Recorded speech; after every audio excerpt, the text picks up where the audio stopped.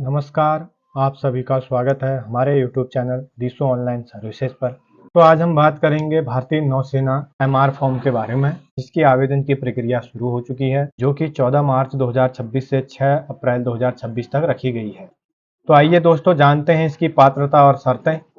अविवाहित पुरुष एवं अविवाहित महिला अभ्यर्थियों बैच के लिए ऑनलाइन आवेदन आमंत्रित किए जाते हैं। पात्रता मानदंड तथा सामान्य नियम एवं शर्तें नीचे वर्णित हैं। पुरुष एवं महिला अभ्यर्थियों के लिए ट्रेड वार रिक्तियों का वितरण सेवा की आवश्यकता के आधार पर निर्धारित किया जाएगा। इसमें जो शैक्षणिक योग्यता है, अभ्यर्थी को शिक्षा मंत्रालय भारत सरकार द्वारा मान्यता प्राप्त विद्यालय शिक्षा बोर्ड से कुल मिलाकर 50% अंकों के साथ मैट्रिक 10वीं परीक्षा उत्तीर्ण होना चाहिए। तो जो इंडियन नेवी एमआर का फॉर्म है, उसमें जो शैक्षणिक योग्यता रखी गई है 10वीं परीक्षा उत्तीर्ण रखी गई है। नोट दिया गया है कि शैक्षणिक वर्ष 2025-26 में कक्षा 10वीं बोर्ड परीक्षा में सम्मिलित होने वाले अभ्यर्थी भी आवेदन करने के पात्र हैं, बशर्ते वे अन्य सभी पात्रता मानदंडों को पूरा करते हों।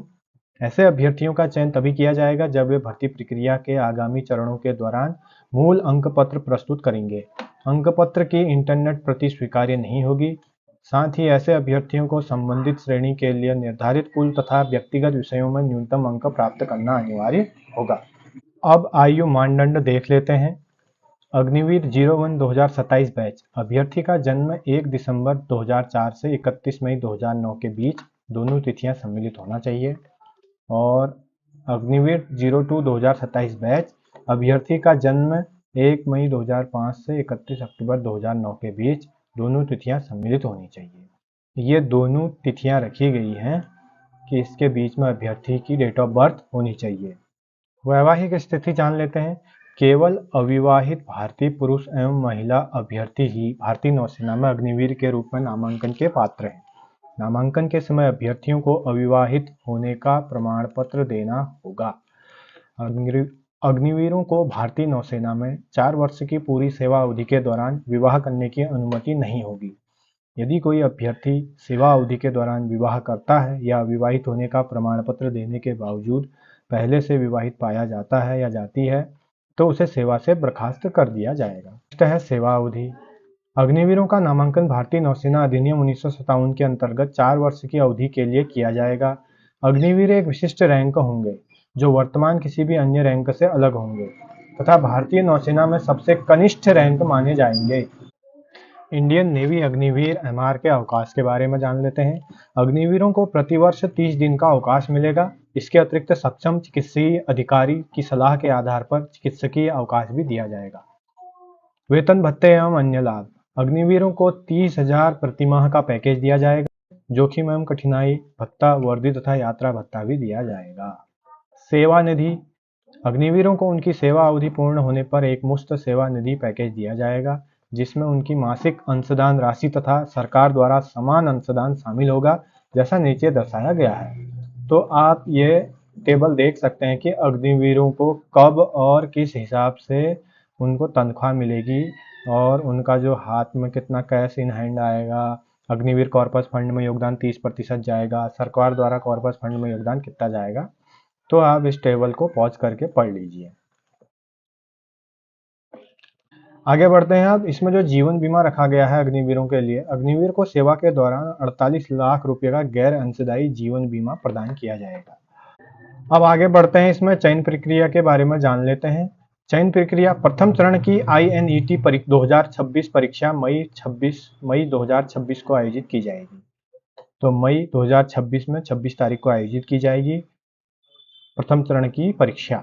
प्रथम चरण की INET परीक्षा में प्राप्त अंकों के आधार पर उम्मीदवारों को अग्निवीर MR 01/2027 और 02/2027 के द्वितीय चरण के लिए अलग अलग चयनित किया जाएगा।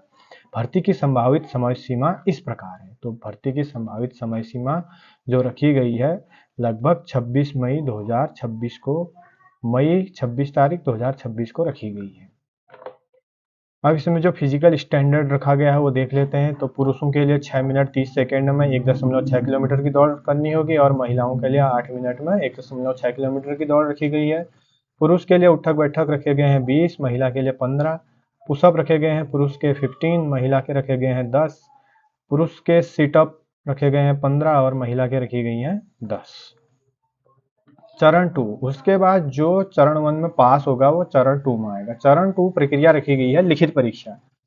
चरण 2 की लिखित परीक्षा केवल उन उम्मीदवारों के लिए आयोजित की जाएगी जो पीएफटी में उत्तीर्ण होंगे। चरण 2 लिखित परीक्षा का विवरण इस प्रकार है। प्रश्न पत्र में 1 अंक के 50 प्रश्न होंगे। प्रश्न पत्र द्विभाषी होगा, हिंदी और अंग्रेजी, और वस्तुनिष्ठ प्रकार के बहुविकल्पीय प्रश्न आएंगे। प्रश्न पत्र में 2 खंड होंगे, अर्थात विज्ञान और गणित एवं सामान्य जागरूकता। प्रश्न पत्र 10वीं स्तर का होगा, क्योंकि इसमें योग्यता 10th पास रखी गई है तो प्रश्न पत्र का लेवल भी 10वीं स्तर का रखा गया है। और परीक्षा की अवधि जो है इसमें 30 मिनट की रखी गई है, जो कि लिखित परीक्षा है। तो आगे जान लेते हैं इसमें न्यूनतम लंबाई मानक क्या रखा गया है। न्यूनतम लंबाई पुरुष और महिला उम्मीदवारों के लिए 157 सेंटीमीटर रखी गई है। अब बात कर लेते हैं टैटू के क्या नियम है। स्थायी टैटू केवल कोहनी से नीचे अंदर की तरफ होने चाहिए, जैसे कोहनी से मुट्ठी तक अंदर की तरफ और हथेली के पीछे। शरीर के किसी अन्य भाग पर स्थायी टैटू स्वीकार्य नहीं है और आवेदक को भर्ती में शामिल नहीं किया जाएगा।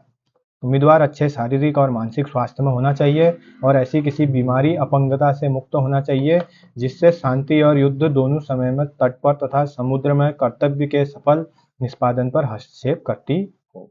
और इसमें एक नोट दिया गया है, इसको आप जरूर ध्यान दे लें।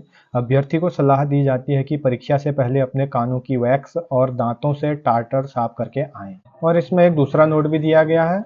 विभिन्न क्षेत्रों के उम्मीदवारों के लिए लंबाई में छूट संबंधित नियम वेबसाइट www.joinindiannavy.gov.in पर उपलब्ध है। यानी कि जो लंबाई में छूट मिलती है, ज़्यादातर हिली एरिया में जो रहते हैं उनके लिए लंबाई में छूट रहती है, क्योंकि उनका हिल यानी कि हिल सर्टिफिकेट बनता है, पर्वतीय प्रमाण पत्र बनता है, तो उन्हें उस आधार पर छूट मिलती है।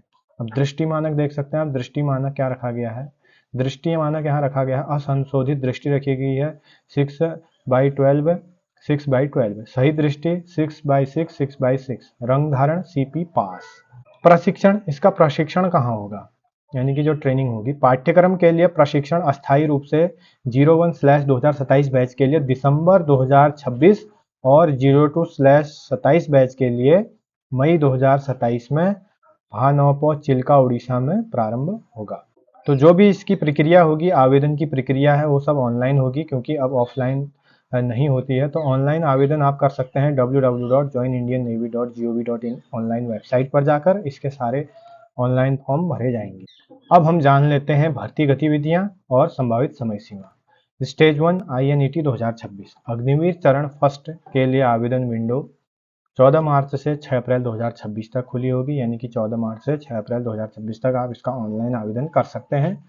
सुधार विंडो, अगर आपका कुछ गलत हो जाता है फॉर्म भरने के टाइम पर, तो उसके लिए सुधार विंडो खुलेगी जो 10 से 11 अप्रैल 2026 तक खुलेगी। चरण फर्स्ट का INET उसका मई 2026 में होगा और चरण फर्स्ट INET के परिणाम की घोषणा होगी मई 26 में। चरण 2 दूसरे चरण अग्निवीर की जो प्रक्रिया होगी, चयन प्रक्रिया और आमंत्रण पत्र जारी करना। जो चरण 2 में जो पहुंचेगा उसके लिए दोबारा एडमिट कार्ड जारी होंगे जो सितंबर 2026 तक आएंगे। और अग्निवीर 01/2027 के लिए चरण 2 के लिए अक्टूबर 26 में आएंगे और अग्निवीर 01/27 के लिए चिल्का में प्रेरण दिसंबर 26 से शुरू होगा। फिर आते हैं चरण 2 अग्निवीर 02/2027 के लिए शॉर्ट लिस्टिंग और कॉल लेटर जारी होंगे फरवरी 2027 को। अग्निवीर 02/2027 के लिए चरण 2 में मार्च 2027 और अग्निवीर 02/2027 के लिए चिल्का में प्रेरण मई 2027 यानी कि मई 27 में होंगे। अगर आप किसी भी कारणवश इसका फॉर्म का आवेदन नहीं कर पाते हैं तो आप हमसे संपर्क कर सकते हैं। आप हमसे संपर्क कर सकते हैं, नीचे दिए गए नंबरों पर आप व्हाट्सएप पर सीधे कांटेक्ट कर सकते हैं और डॉक्यूमेंट भेज सकते हैं। तो आशा करता हूं कि आपको ये वीडियो अच्छी लगी होगी। अगर आपको वीडियो अच्छी लगी तो आप चैनल को ज़रूर सब्सक्राइब करें और इन्फॉर्मेशन के लिए इसे ज़रूर शेयर करें और लाइक ज़रूर करें। धन्यवाद।